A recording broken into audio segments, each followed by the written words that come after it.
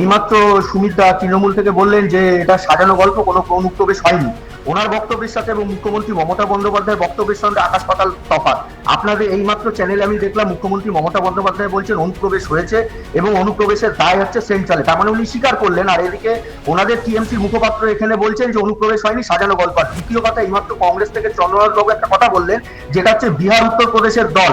উনি এইটা বলে বিহারি এবং উত্তরপ্রদেশ মানুষদেরকে অপমান করেছেন এবং ওনাকে একটু স্মরণ করাতে চাই, উনি এখন বর্তমানে যে কংগ্রেস করছেন সেটা জোড়া বলদের কংগ্রেস নয়, সেটা হাত কাটা কংগ্রেস, যেটা ইন্দিরা গান্ধীর কংগ্রেস। ইন্দিরা গান্ধী উত্তরপ্রদেশের নাগরিক ছিলেন, সুতরাং উনি নিজেকে নিজে অপমান করছেন এবং কংগ্রেসকে সব থেকে বড় অপমান এবং বিহারি আর উত্তরপ্রদেশের অপমান করেছেন। এবার থাকলো আপনার প্রশ্নের কথা একদম ঠিক, এটা তো জাতীয় সুরক্ষার বিষয়, যার জন্য তো তৃণমূল ডে ওয়ান থেকে নেগলিজেন্সি করেছে। এখানে তো এরা বর্ডারে ফেন্সিং করতে দেয়নি।